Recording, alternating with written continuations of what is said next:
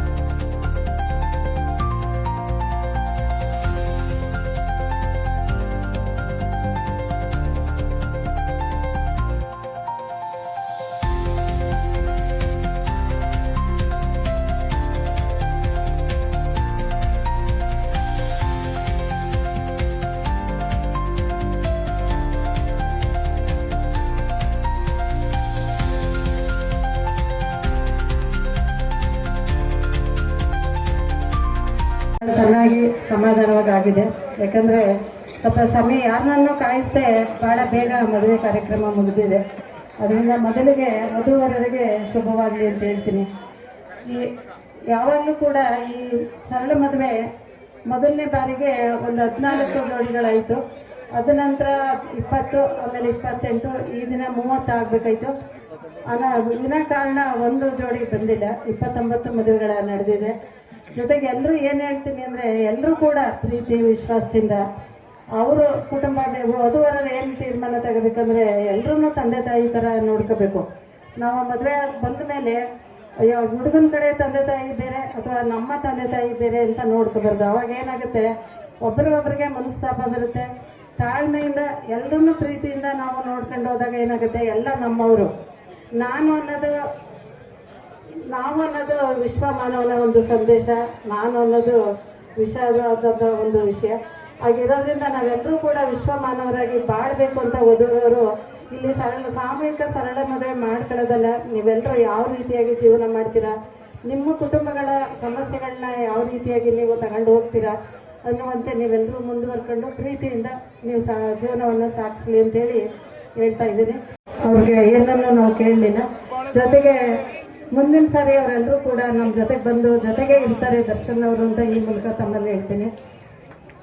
ಈಗ ಯಾವಾಗಲೂ ಸಾಮೂಹಿಕ ಸರಳ ಮದುವೆಗಳು ಅಂತ ಈಗ ಒಟ್ಟಿಗೆ ಮಾಡ್ತಾ ಇದ್ದೀವಿ. ಆದರೆ KS ಪುಟ್ಟಣ್ಣಯ್ಯನವರು ಅಂದರೆ ನಮ್ಮ ಯಜಮಾನರು ಇದ್ದಾಗ ಮಂಡ್ಯದಲ್ಲಿ ಹೆಚ್ಚು ಕಮ್ಮಿ 1,40,000 ಸರಳ ಮದುವೆಗಳನ್ನ ಮಾಡಿದ್ದಾರೆ.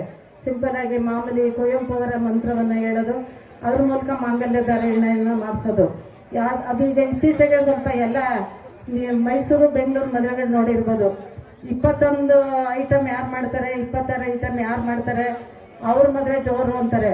ಆದರೆ ಐಟಮ್ ಲೆಕ್ಕ ಹಾಕ್ತಾರೆ ವಿನ ಹುಡುಗ ಹುಡುಗಿ ಎಷ್ಟು ದಿನ ಜೊತೆಲಿ ಇರ್ತಾರೆ ಅಂತ ಲೆಕ್ಕ ಹಾಕಲ್ಲ. ಅದು ಪ್ರಾಬ್ಲಮ್ ಆಗಿರೋದು. ಅದರಿಂದ ಸಿಂಪಲ್ ಆಗಿ ಮಾಡಲಿ ಅಥವಾ ಚಿನ್ನ ವಜ್ರ ಕೊಟ್ಟು ಮಾಡಲಿ, ಜೀವನ ನೀವು ಹೇಗೆ ಮಾಡ್ತೀರಿ ಅದ್ರ ಮೇಲೆ ತೀರ್ಮಾನ ಆಗುತ್ತೆ.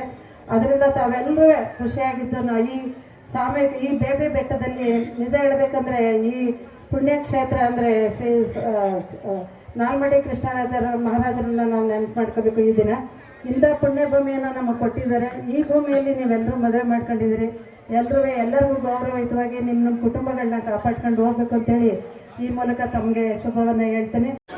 ಮದ್ವೆ ಮನೆಯಲ್ಲೂ ನೀವು ಭಾಷಣ ಭಾಷಣ ಭಾಷಣ ಅಂತ ಶುರು ಮಾಡಿಬಿಟ್ರಿ. ಎಷ್ಟೊತ್ತಿಗೆ ಮುಗಿಸ್ತೀರಾ, ಎಷ್ಟೊತ್ತಿಗೆ ನಮ್ಮ ಕಾರ್ಯಕ್ರಮ ಶುರು ಆಗತ್ತೆ ಅಂತ ನಿಮಗೆ ಅನಿಸ್ಬೋದು. ಬಹುಶಃ ಇದು ಭಾಷಣ ಅಂತ ಹೇಳೋದಕ್ಕಿಂತ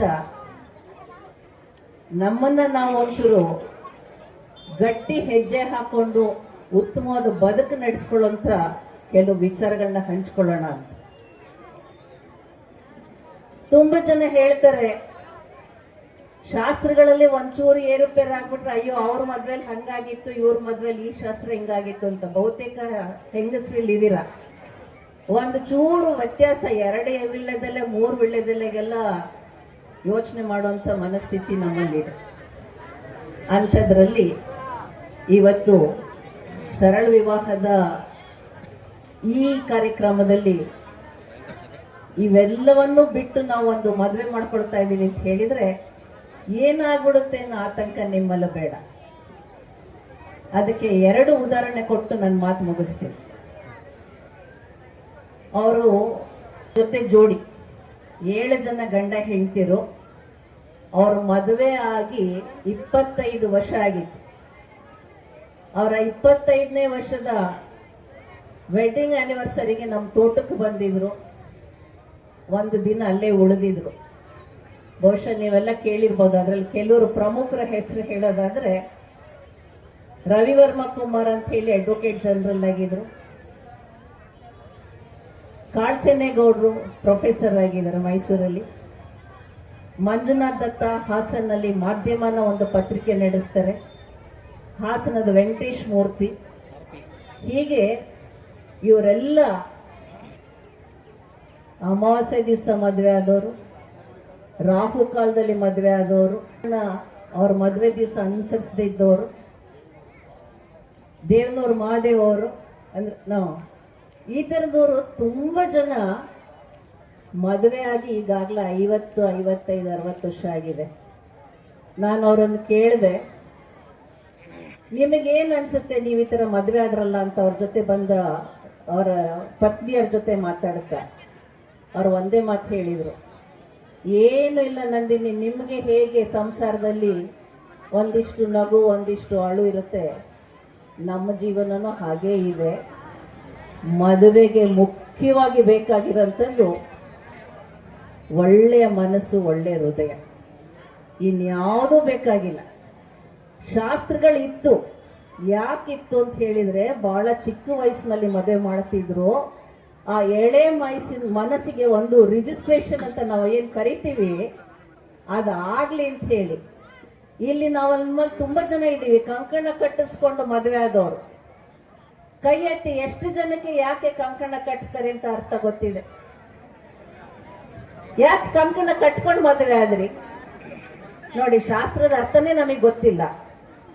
ಕಂಕಣ ಬದ್ಧಳಾಗಿದ್ದೇನೆ, ಕಂಕಣ ಬದ್ಧನಾಗಿದ್ದೇನೆ, ಸಂಸಾರದ ದೀಕ್ಷೆ ತಗೊಳ್ತಾ ಇದ್ದೀನಿ ಅಂದ್ರೆ ಸಂಸಾರದ ಯಾವುದೇ ಕಷ್ಟ ಸುಖ ಇರಲಿ ಅದಕ್ಕೆ ಹೆಗಲು ಕೊಟ್ಟು ಅದನ್ನ ಮುಂದೆ ನಡೆಸ್ಕೊಂಡು ಹೋಗ್ತೀನಿ. ಸುನೀತಾ ಪುಟ್ಟಣ್ಣಯ್ಯನವ್ರು ಮಾತಾಡ್ತಾ ಹೇಳ್ತಾ ಇದ್ರು, ಎಲ್ಲರನ್ನೂ ನಮ್ಮೂರಾಗಿಸ್ಕೊಳ್ಬೇಕು ಅಂತ. ಸಂಸಾರ ಅಂತ ಹೇಳಿದ್ರೆ ಮುಷ್ಟಿಯಷ್ಟು ಸುಖಕ್ಕೆ ಬೆಟ್ಟದಷ್ಟು ಕಷ್ಟ ಅಂತ. ನಮ್ಮ ಹಳ್ಳಿ ಕಡೆ ಒಂದು ಮಾತು ಹೇಳ್ತಾರೆ, ಒರಳ್ಕಲ್ಗೆ ತಲೆ ಕೊಟ್ಟಂಗೆ ಸಂಸಾರ ಅಂತ. ಆಡಿಸುವಾಗ ಎಷ್ಟು ಕಷ್ಟ, ಆಡಿಸಿದ್ದನ್ನ ಎತ್ತಿ ಬೇಯಿಸಿದ ಮೇಲೆ ಎಂಥ ರಸ ಅಲ್ವಾ? ಸಂಸಾರನೂ ಹಾಗೆ. ಮದುಮಕ್ಕಳಿಗೆ ಹಿರಿಯಳಾಗಿ ನಿಮಗೊಂದು ಮಾತು, ಇದನ್ನ ಭಗವದ್ಗೀತೆಯಲ್ಲಿ ಹೇಳ್ತಾ ಇರ್ತಾರೆ. ಶ್ರೀಕೃಷ್ಣ ಪರಮಾತ್ಮನ ಕೇಳ್ತಾರಂತೆ, ಎಲ್ಲ ಕಾಲದಲ್ಲೂ ಸಮಾಧಾನ ಆಗಬೇಕು ಅಂತದೊಂದು ಮಾತು ಹೇಳು ಪರಮಾತ್ಮ ಅಂತ. ಅವಾಗ ಕೃಷ್ಣ ಪರಮಾತ್ಮ ಒಂದೇ ವಾಕ್ಯ, ಈ ಸಮಯ ಹೀಗೇ ಇರೋದಿಲ್ಲ. ನಿಮ್ಮ ಬಾಳಲ್ಲಿ ಬರುವಂಥ ಸುಖ ಗಳಿಗೆಗಳು ನಿರಂತರವಾಗಿರುವಂಥ ನೋವಿನ ಗಳಿಗೆಗಳು ಯಾವಾಗಲೂ ಇರಲ್ಲ. ಬಂದಾಗ ಅದನ್ನ ಒಂದು ಹದದಲ್ಲಿ ತಡ್ಕೊಂಡು ಮುಂದೆ ನಡೆಯೋದಷ್ಟೇ ಸಂಸಾರ. ನಿಮ್ಮೆಲ್ಲರಿಗೂ ಶುಭವಾಗಲಿ. ಕನಸು ಅವ್ರು ಹಾಗೆ ಯೋಚನೆ ಮಾಡ್ತಾ ರೈತರು ಯಾಕೆ ಆತ್ಮಹತ್ಯೆ ಮಾಡ್ಕೊಳ್ತಾರೆ ಅನ್ನೋ ಒಂದು ಚಿಂತನೆಗೆ ಒಳಗಾಗ್ತಾರೆ. ಬಹುತೇಕ ಸಂಸಾರದ ಸಾಲದಲ್ಲಿ ಮುಳುಗದಂತ ರೈತರನ್ನ ಮಾತಾಡಿಸಿದಾಗ ಗೊತ್ತಾಗತ್ತೆ, 100% ಜನರ ಮದುವೆ ಸಾಲಕ್ಕೆ ಸಿಗಾಕೊಂಡಿದ್ದಾರೆ ಅಂತ. ಅದರಿಂದ ಈಚೆಗೆ ಬರಬೇಕು ಅಂತ ಹೇಳಿ ರೈತ ಕುಟುಂಬ, ರೈತ ಕುಲ, ಅನ್ನದಾತ ಯಾರು ಅನ್ನ ಬೆಳೆದು ಹಾಕ್ತಾರೆ ಅಂತ ಒಂದು ವಂಶ ಉಳಿಲಿ ಅಂತ ಹೇಳಿ ಅಣ್ಣ ಈ ಚಿಂತನೆಯನ್ನು ಮಾಡಿದ್ರು.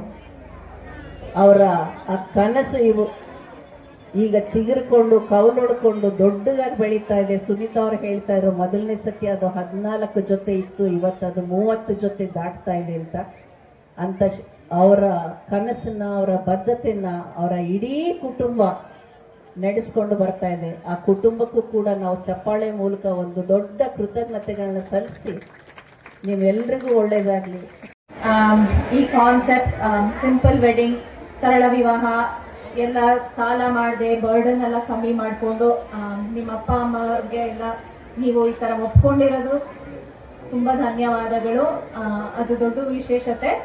ನಮ್ಮದು 22 ವರ್ಷದ ಹಿಂದೆ ಸರಳ ವಿವಾಹನೇ ಆಗಿತ್ತು. ಸೊ ಮತ್ತೆ ಅತ್ತೆಯ ಕುಟುಂಬ, ನಮ್ಮ ಮಾವ ಅವರೆಲ್ಲ ನಡೆಸ್ಕೊಳ್ತಾ ಬರ್ತಾ ಇರೋದು, ದರ್ಶನ್ ಅದನ್ನು ಸಪೋರ್ಟ್ ಮಾಡ್ತಾ ಇರೋದು, ಎಲ್ಲ ಇನ್ನೂ ನಡೀತಾ ಇರೋದು ನೋಡಿ ತುಂಬ ಖುಷಿ ಆಗ್ತಾ ಇದೆ.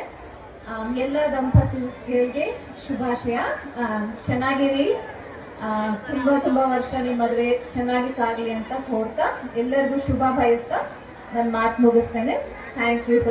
ಮಾತಾಡಲ್ಲ, ಮದ್ವೆನ ತುಂಬಾ ಸೀರಿಯಸ್ ಆಗಿ ತಗೊಬೇಡಿ. ಅಲ್ಲಿ ನೋಡ್ತಾ ಇದೆ ಗಂಡ್ಮಕ್ಳು ಪೂಜೆ ಮಾಡ್ಬೇಕಾದ್ರೆ ಕೈ ನಡಕ್ತಾ ಇತ್ತು ಗಡಗಡ ಅಂತ. ಅರ್ಥ ಆಯ್ತದೆ ಗಂಡ್ಮಕ್ಳು ಕಷ್ಟ, ಹೆಣ್ಮಕ್ಳು ಭಾರಿ ಸ್ಟ್ರಾಂಗು ನಮ್ಮ ಹೆಣ್ಮಕ್ಳು. ಸೊ ಏನು ಹೆದರ್ಕೊಂಬೇಡಿ. ನಾನು ಒಂದೇ ಹೇಳೋದು, ಆಲ್ವೇಸ್ ರಿಮೆಂಬರ್ ಟು ಸ್ಮೈಲ್. ನೀವು ಹೆಂಡತಿ ಬರ್ತಾ ಇದ್ರು ನಕ್ಬಿಡಿ, ಜಗಳ ಆಡ್ತಾ ಇದ್ರು ನಗಿ. ಅವ್ರು ಏನ್ ಮಾಡಕ್ ಸಾಧ್ಯ? ಯಾವಾಗ್ಲೂ ನಗ್ತಾ ಇರಿ ಅಷ್ಟೇ.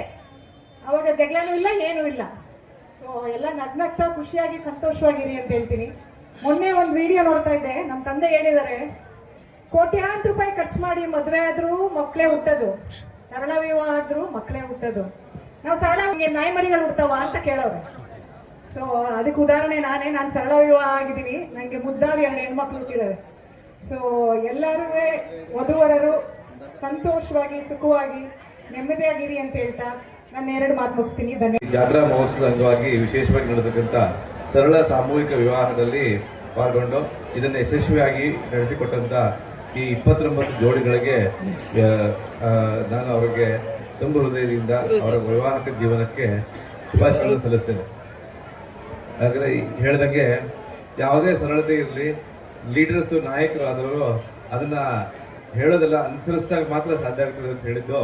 ನಾನು ಪುಟ್ಟನವ್ರ ಬಗ್ಗೆ ನಾನು ಭಾಳ ಕಮ್ಮಿ ಕೇಳಿದ್ದು. ದರ್ಶನ್ ಪುಟ್ಟರ ಬಗ್ಗೆ ಸುಮಾರು ವಿಡಿಯೋ ಇದ್ದಾವೆ, ಸೋಷಿಯಲ್ ಮೀಡಿಯಾದಲ್ಲಿ ನೋಡಿದ್ದೀನಿ.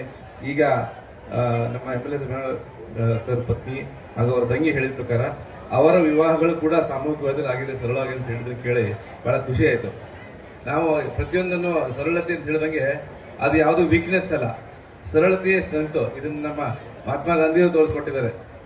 ಈ ಸರಳತೆಯಿಂದ ಸಜ್ಜನಿಕೆಯನ್ನು ಮೆರೆಯಬಹುದು ಅಂತ ಹೇಳಿ ಇವತ್ತು ತಾವೆಲ್ಲ ಬಂದಿದ್ದೀರಿ. ಈ ನವವಿವಾಹಿತ ಜೋಡಿ ಅಷ್ಟೇ ಅಲ್ಲ, ಅವರ ತಂದೆ ತಾಯಿಗಳು ಕೂಡ ಈ ಧಾರ್ಮಿಕ ಆಚರಣೆಗಳಲ್ಲಿ ಒಳಗಾಗದಂಗೆ ಸರಳ ರೀತಿ ವಿವಾಹ ಮಾಡಿದರೆ ನಮ್ಮ ಪುಟ್ಟಣೇಶ್ವರ ಹೇಳಿದಂಗೆ ಸಾಲದ ಹೊರೆ ಕೂಡ ಕಮ್ಮಿ ಆಗುತ್ತದೆ. ಸಾಲದ ಬಾಧೆ ಮಾಡಿಕೊಂಡು ಕಷ್ಟಪಡೋದಕ್ಕಿಂತ ಈ ಜೀವನವನ್ನು ಸುಖದಿಂದ ಸಾಧಿಸಬೇಕಂದ್ರೆ ಸರಳತೆ ಬಹಳ ಮುಖ್ಯ.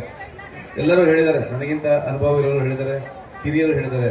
ವಿವಾಹದಲ್ಲಿ ಏನು ಬೇಕಂದ್ರೆ ಪರಸ್ಪರ ಗೌರವ, ನಂಬಿಕೆ, ಇದ್ರ ಜೊತೆಗೆ ಹೊಂದಾಣಿಕೆ ಇಲ್ಲದೆ ಯಾವ ಕೆಲಸ ಆಗೋದಿಲ್ಲ.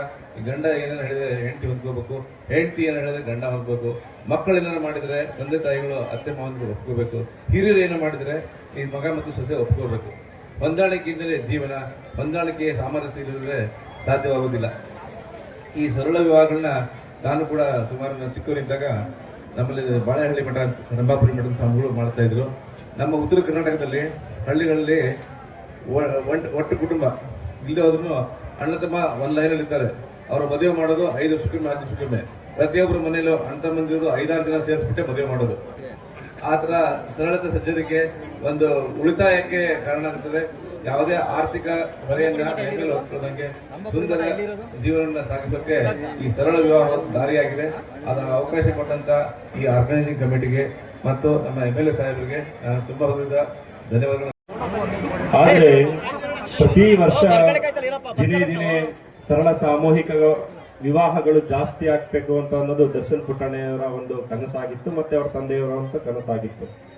ಅದೇ ರೀತಿ ಮೊದಲನೇ ವರ್ಷ 13, ಎರಡನೇ ವರ್ಷ 18, 20, 22 ಇದೇ ರೀತಿ ಈ ಬಾರಿ 30 ಸರಳ ಸಾಮೂಹಿಕ ವಿವಾಹಗಳು ನೋಂದಣಿ ಆಗಿದ್ದು. ಆದರೆ ಕಾರಣಾಂತರಗಳಿಂದ ಒಂದು ವಿವಾಹ ಆಗಿಲ್ಲ. 29 ಇವತ್ತು ನಾವುಗಳು ಸೇರಿದಂತೆ ಎಲ್ಲರೂ ಇವತ್ತು ಆ ವಿವಾಹ ಕಾರ್ಯಕ್ರಮದಲ್ಲಿ ಭಾಗವಹಿಸಿದ್ದೀವಿ. ಆದರೆ ನಾನು ನೂತನ ವಧುವರರಿಗೆ ಹೇಳೋದೇನೆಂದರೆ, ನೀವೆಲ್ಲ ಹೊಸ ಜೀವನಕ್ಕೆ ಕಾಲಿಟ್ಟಿದ್ದೀರಿ. ನೀವೆಲ್ಲ ನಿಮ್ಮ ತಂದೆ ತಾಯಿಗಳನ್ನು, ವಧುಗಳು ನಿಮ್ಮ ವರನ ತಂದೆ ತಾಯಿಗಳನ್ನ ನಿಮ್ಮ ತಂದೆ ತಾಯಿಗಳಂತ ಭಾವಿಸ್ಕೊಂಡು ಕಷ್ಟ ಬರಲಿ ಸುಖ ಬರಲಿ ಸದಾ ಏನೇ ಆದರೂ 2 ದೇಹ ಒಂದೇ ಆತ್ಮವಾಗಿ ಕೆಲಸಗಳನ್ನ ಮಾಡಿಕೊಂಡು ಏನೇ ನಿಮ್ಮಲ್ಲಿ ಕಷ್ಟಗಳು ಬಂದರೂ ಸಹ ನಿಮ್ಮಲ್ಲೇ ಪರಿಹರಿಸಿಕೊಳ್ಳುವಂತ ಕೆಲಸಗಳನ್ನು ನೀವು ಯಾವತ್ತೂ ಸಹ ಮಾಡಬೇಕಾಗ್ತದೆ. ವರ ಆದವನು ಸಹ ತನ್ನ ವಧು ನಿನ್ನನ್ನು ನಂಬ್ಕೊಂಡು ಬಂದಿರ್ತಾಳೆ. ಅವರ ತಂದೆ ತಾಯಿಗಳನ್ನ ನಿನ್ನ ತಂದೆ ತಾಯಿಗಳು ಅಂತ ಭಾವಿಸ್ಕೊಂಡು ಅವರಿಗೆ ಯಾವುದೇ ರೀತಿ ಹೊರೆಯನ್ನ ಹಾಕದೆ, ಕಷ್ಟಗಳನ್ನ ಕೊಡದೆ ಸುಖವಾಗಿ 100 ವರ್ಷ ಜೀವನವನ್ನ ಮಾಡಿಕೊಂಡು ನೀವು ಹೋಗ್ಬೇಕು ಅಂತ ನಾನು ಈ ಸಂದರ್ಭದಲ್ಲಿ ಹೇಳ್ತಾ, ನೀವು ತನ್ನ ತಂದೆ ತಾಯಿ ಅತ್ತೆ ಮಾವ ಆದವರು ಯಾವತ್ತು ಸೊಸೆಗೆ ತಾಯಿಯಾಗಿರ್ತಾಳೆ, ಸೊಸೆಗೆ ಅತ್ತೆ ಯಾವತ್ತು ತಾಯಿಯಾಗಿರ್ತಾಳೆ, ಅತ್ತೆಗೆ ಸೊಸೆ ಯಾವತ್ತು ಮಗಳಾಗಿರ್ತಾಳೆ. ಯಾವತ್ತು ಸಂಬಂಧ ಸಾಮಾಜಿಕ ಜಾಲತಾಣಗಳನ್ನ ನೋಡ್ತಾ ಇದ್ದೇವೆ. ತನ್ನ ಮದುವೆಯಾಗಿ 3 ತಿಂಗಳಿಗೆ ಡೈವರ್ಸ್ ಕೊಟ್ಟಿರೋದನ್ನು ಸಹ ನಾವು ನೋಡಿದ್ದೇವೆ. ಮದುವೆ ಆಗಿದ್ದು 6ನೇ ದಿವಸಕ್ಕೂ ಡೈವರ್ಸ್ ಕೊಟ್ಟಿರೋದನ್ನು ನಾವು ನೋಡಿದ್ದೇವೆ. ಆದ್ರೆ ಮದುವೆ ಅನ್ನೋದು ಒಂದು ಬಂಧನ ಅಲ್ಲ, ಅದು ಒಂದು ಜೀವನ. ನಾವೆಲ್ಲ ಏನ್ ಮಾಡ್ತಾ ಇದೀವಿ, ನಮ್ಮ ಇವರು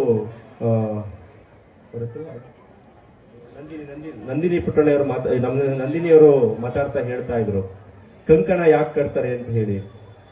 ಆದ್ರೆ ನೀವೆಲ್ಲರಲ್ಲಿ ಹಿಂದೆ ಏನ್ ಮಾಡಿದ್ರೋ, ತಪ್ಪು ಮಾಡಿದ್ರೋ, ಏನ್ ಮಾಡಿದ್ರೋ ಗೊತ್ತಾಗಲ್ಲ. ಮಾತಾಡ್ತಾ ಅವರು ಶಾಸ್ತ್ರೋಕ್ತವಾಗಿ ಎಲ್ಲ ಹೇಳ್ತವ್ರು. ಇವತ್ತು ಮದುವೆ ಮಾಡಬೇಕಾದ್ರೆ ಏನ್ ಮಾಡ್ತಾರೆ, ಹೆಣ್ಣಿನ ಕೈ ನೋಡ್ತಾರೆ. ಇವಳು ನಮ್ಮ ಮನೆಗೆ ಬಂದ್ರೆ ಜೀವನ ಮಾಡ್ತಾಳ, ಮನೆ ಬೆಳಗ್ತಾಳ ಏನು ಅಂತ ನೋಡ್ತಾರೆ. ಅದೇ ರೀತಿ ಗಂಡಿಗೆ ಯಾಕೆ ನೋಡಲ್ಲ ಅಂತ ನನ್ನ ಪ್ರಶ್ನೆ. ಇವತ್ತು ಗಂಡ ಆದವನು ಏನ್ ಮಾಡ್ತಾನೆ, ಎಷ್ಟೋ ಮದ್ಯಪಾನ ಮಾಡ್ತಾನೆ, ಇಸ್ಪೀಟ್ ಆಡ್ತಾನೆ, ಅವನು ಏನೇನೆಲ್ಲ ಮಾಡಿ ಬಂದಿರ್ತಾನೆ. ಆದ್ರೆ ಇವನು ಜೀವನ ಚೆನ್ನಾಗಿ ಮಾಡ್ತಾನ ಇಲ್ವಾ ಅಂತ ಹೇಳಿ ಅದನ್ನು ಯೋಚನೆ ಮಾಡ್ಬೇಕಾಗ್ತದೆ. ಇವತ್ತು ಶಾಸ್ತ್ರೋಕ್ತವಾಗಿ ಮನೆ ಯಾಕೆ ಅಂತಂದ್ರೆ, ಇವತ್ತು ಯಾವುದೇ ಒಂದು ಸಂಪ್ರದಾಯಗಳು, ಮೂಢನಂಬಿಕೆಗಳು ಎಲ್ಲವನ್ನೂ ಸಹ ಹೊರದೋಡಿಸಿ ಮಾತಾಡ್ತಾ ಹೇಳ್ತಾ ಇದ್ರು. ಯಾರೇ ಆಗಿರ್ಲಿ, ನಮ್ಮ ಸ್ಮಿತಾ ಪುಟ್ಟಣ್ಣಯ್ಯನವರು ಮಾತಾಡ್ತಾ ಹೇಳ್ತಾ ಇದ್ರು, ಮದುವೆ ಆದ್ರೂ ಮಕ್ಕಳೇ ಹುಟ್ಟೋದು ಸರಳ ಸಾಮೂಹಿಕವಾದ್ರು ಜೋರಾಗಾದ್ರೂ ಏನೇ ಮಾಡಿದ್ರು ಸಹ ನಮ್ಮ ಜೀವನ ಸುಖವಾಗಿರ್ಬೇಕು ಅಂತ ಹೇಳಿ. ಆದ್ರೆ ನೀವೆಲ್ಲ ಅದನ್ನ ಅರ್ಥ ಮಾಡಿಕೊಂಡು ಇವತ್ತು ಮಹದೇಶ್ವರ ಸಿದ್ದೇಶ್ವರರ ಸನ್ನಿಧಾನದಲ್ಲಿ ನೀವೆಲ್ಲ ಬಹಳ ಭಕ್ತಿಯಿಂದ ಇವತ್ತೆಲ್ಲ ವಿವಾಹ ಆಗಿದ್ದೀರಿ. ನಿಮಗೆಲ್ಲ ಆ ಭಗವಂತ ಆಯಸ್ಸು, ಆರೋಗ್ಯ, ನೆಮ್ಮದಿಯನ್ನ ಕೊಟ್ಟು ಕರುಣಿಸ್ಲಿ ಅಂತ ನಾನು ಈ ಸಂದರ್ಭದಲ್ಲಿ ಹೇಳ್ತಾ, ಇವತ್ತು ನಿನ್ನೆ ತಾನೇ ನಡೆದಂತಹ ಪುಟ್ಟಣ್ಣಯ್ಯರ ಸಂಸ್ಮರಣೆ ಫೆಬ್ರವರಿ 18ನೇ ತಾರೀಕು ನಮ್ಮನ್ನೆಲ್ಲ ಅವರು ಅಗಲಿ ಹೋದಂತಹವರು ಪುಟ್ಟಣ್ಣಯ್ಯನವರು. ಅವರು ತಮ್ಮ ಜೀವನವಿಡೀ ಬರೀ ರೈತರ ಪರವಾಗಿ ಧ್ವನಿ ಎತ್ತಿ ಇಡೀ ವಿಧಾನಸೌಧದಲ್ಲಿ, ಇಡೀ ಕರ್ನಾಟಕದಲ್ಲೇ ಮೇರು ಪರ್ವತಕ್ಕೆ ರೈತ ಹೋರಾಟಗಾರರಾಗಿ ಯಾರಾದ್ರೂ ಹೊರಹೊಮ್ಮಿದ್ರೆ ಅವರು ಪುಟ್ಟಣ್ಣಯ್ಯವರು ಮಾತ್ರ. ಹಾಗಾಗಿ ಅವರ ಒಂದು ಸವಿನೆನಪಿನಲ್ಲಿ ನಿನ್ನೆ ಚಿನುಕುರುಡಿ ಗ್ರಾಮಸ್ಥರು ನಮ್ಮನ್ನ ಆಡಿದ ಮಹಾಪ್ರಭುಗಳು ಅನ್ನೋ ಒಂದು ಸಾಮಾಜಿಕ ನಾಟಕಗಳನ್ನು ಇಲ್ಲಿ ಪ್ರದರ್ಶನ ಮಾಡಿ ಅವರ ನೆನಪಿನಲ್ಲಿ ನಾವೆಲ್ಲ ನೆನೆ ಹೋಗಿದ್ದು. ಇವತ್ತು ಕರ್ನಾಟಕ ಸರ್ಕಾರಕ್ಕೆ ನಾನು ತುಂಬ ಧನ್ಯವಾದಗಳನ್ನ ಈ ಸಂದರ್ಭದಲ್ಲಿ ಸಲ್ಲಿಸಬೇಕಾಗ್ತದೆ.